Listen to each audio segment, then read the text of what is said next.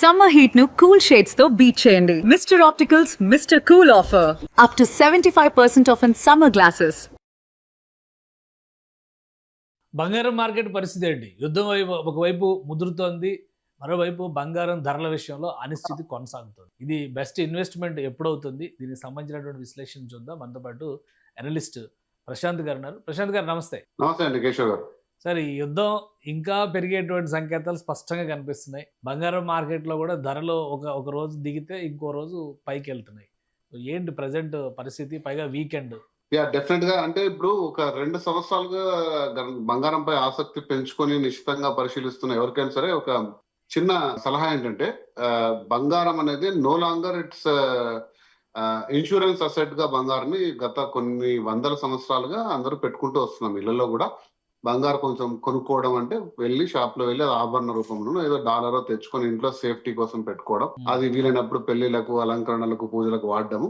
లేదు అంటే మన దగ్గర ఒక 100 గ్రామ్స్ బంగారం ఉంది, ఓకే, ఒక 14 లక్షల రూపాయలు, ఒక లక్ష, అదే 15 లక్షల రూపాయలు ఒక సేఫ్టీ ఉంది మనకు, లేదా అవసరం వచ్చినప్పుడు దాన్ని తాకట్టు పెట్టడం. ఇది ఒక బంగారం న్యాచురల్ స్వరూపం, దాని యొక్క స్వభావంగా దాన్ని చేశారు. కానీ గత 2 సంవత్సరాలుగా బంగారంలో కొనుతూ అమ్ముతూ వస్తున్న పద్ధతికి, స్టాక్ మార్కెట్ లో ఒక స్టాక్ ని కొంటూ అమ్ముతున్న పద్ధతికి దాదాపుగా దాని వ్యత్యాసం తగ్గుతూ వస్తుంది. అంటే ఒక ఫైనాన్షియల్ ఇన్స్ట్రుమెంట్ అయిపోయింది. సో ఇది నేను 2-3 వీడియోస్ లో కూడా చెప్పాను.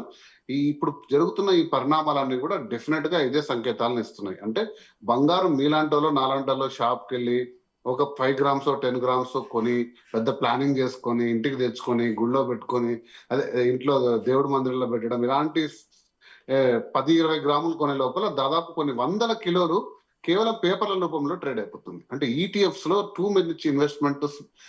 ఎప్పుడైతే మీకు స్టాక్ మార్కెట్ పై ఏమాత్రం అవగాహన ఉన్నా కూడా, స్టాక్ మార్కెట్ లో ఒక 2-3 విభాగాలు ఉంటాయి. అందులో స్పెక్యులేటివ్ మార్కెట్ ఒకటి ఉంటుంది.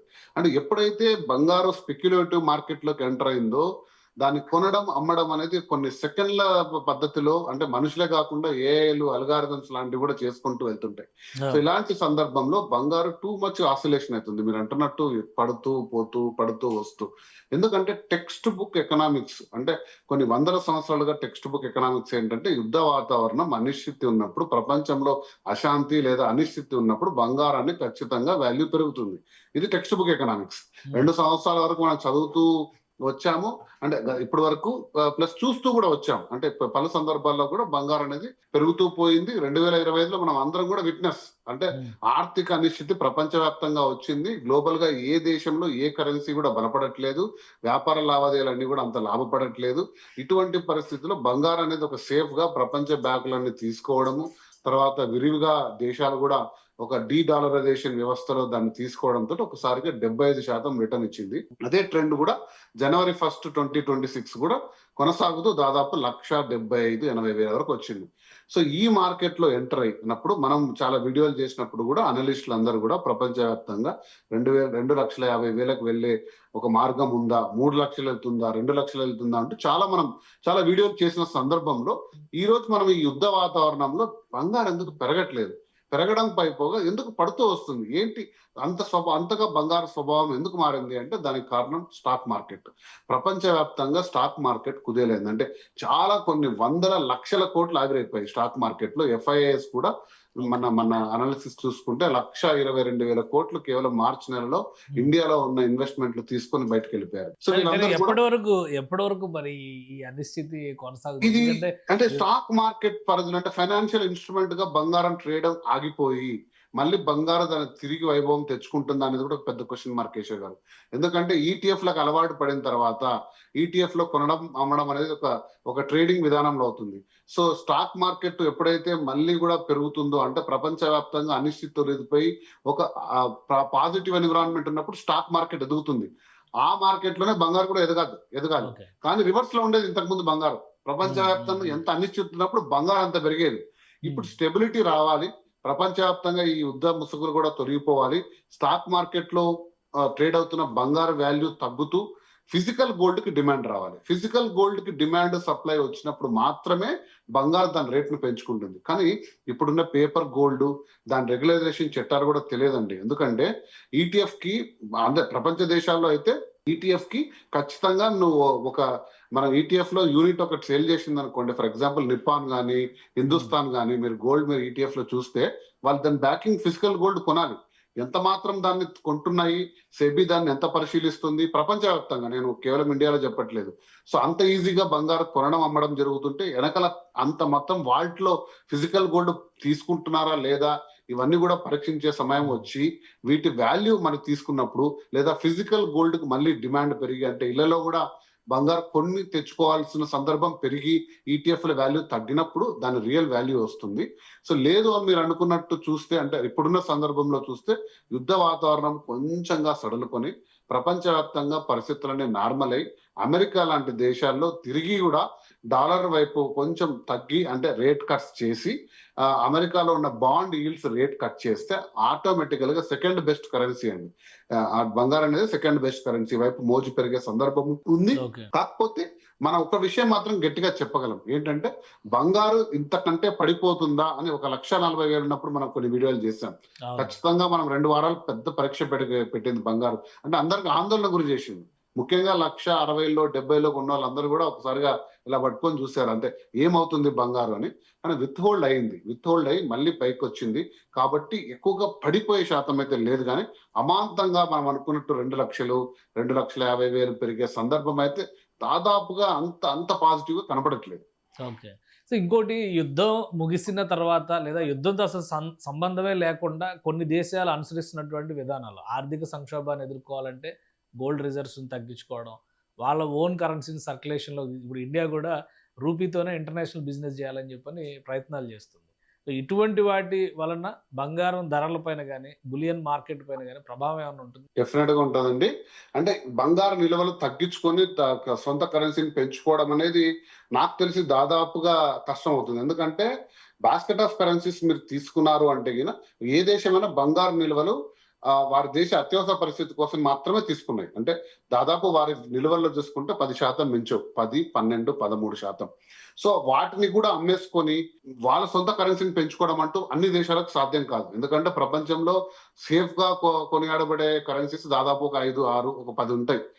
అది ఏదైనా సరే, స్విస్ ఫ్రాంక్స్ కావచ్చు, జపానియన్స్ కావచ్చు, డాలర్స్ కావచ్చు, యూరోస్ కావచ్చు, అలా కొన్ని కరెన్సీల రూపంలో పెట్టుకుంటారు, ప్రముఖంగా డాలర్ల రూపంలో పెట్టుకుంటారు. సో వాటిని తగ్గించడం అనే దానికి 2-3 కారణాలు వచ్చాయండి. మీరు అంటున్నట్టు సొంత కరెన్సీని పెంపొందించడానికి కొంత మొత్తం చేసుకోవచ్చు, కానీ దానివల్ల బంగారు ఇంపాక్ట్ కాదు. కాకపోగా బ్రిక్స్ లాంటి దేశాలు అనుసరించిన విధానం మళ్ళీ తిరిగి రావచ్చు. ఎందుకంటే 2022 రష్యా యుద్ధంతో డాలర్ వెపనైజేషన్ అయిపోయింది. అది ప్రపంచ దేశాలన్నీ కూడా నిశ్చితంగా గమనిస్తున్నాయి. మనం కొద్దిగా డాలర్ ఆధిపత్యాన్ని తగ్గించాలి. తగ్గిస్తూ బంగారు నిల్వలు పెంచుకుంటూ పోతే, సో మీరు అంటున్నట్టు ఆ ఫ్రీ ట్రేడ్ సాధ్యమవుతుంది. అంటే డాలర్ లేని ట్రేడ్, అంటే ఇప్పుడు ఇండియా ఇప్పుడు ఆయిల్ కొనాలన్నా, మిలిటరీ ఎక్విప్మెంట్ కొనాలన్నా, ఎటువంటి సందర్భంలో కూడా డాలర్స్ తో మాత్రమే డిపెండ్ అయింది. సో ఒక ఇండియానే ఎగ్జాంపుల్ తీసుకొని, ఇండియా ఫ్రీ ట్రేడ్ లో రూపీ ఇచ్చి ట్రేడ్ చేసుకోగల సౌలభ్యం, అంటే మనం రష్యాతో క్రైసిస్ లో చూసాం. అలాంటి పరిస్థితులు వచ్చినప్పుడు ఖచ్చితంగా కూడా డాలర్ తగ్గుతుంది, బంగారు పెరుగుతుంది. కానీ మన బంగారు నిల్వలు తగ్గించుకుంటుందని అయితే నేను అనుకోవట్లేదు. ఏ దేశాలు కూడా తీవ్రంగా అటువైపు వెళ్ళరు. ఎందుకంటే అది ఖచ్చితంగా బంగారు విలువను తగ్గించుకుంటే మళ్ళీ తిరిగి డాలర్ బలపడుతుంది, కానీ మన దేశం యొక్క కరెన్సీస్ బలపడతాయని నేను అనుకోవట్లేదు. అయితే ఇప్పుడు గోల్డ్ మార్కెట్ లో ఇంకొక 10-15 రోజుల్లో అక్షయ తృతీయ వస్తుంది. ఈ మార్కెట్ ఇటు ఉంటుందా అటు ఉంటుందా, ఈ సస్పెన్స్ కూడా చాలా మందిలో ఉంది. ఏం చేయమంటారు? అప్పుడు వెయిట్ చేయమంటారా, ఇప్పుడు కొనుక్కోవచ్చా? డెఫినెట్ గా అండి. గోల్డ్ అనేది మీరు చూస్తే, అంటే కాన్స్టెంట్ గా 2 వీక్స్ నుంచి 150, అంటే నేను 24 క్యారెట్స్ చెప్తున్నాను.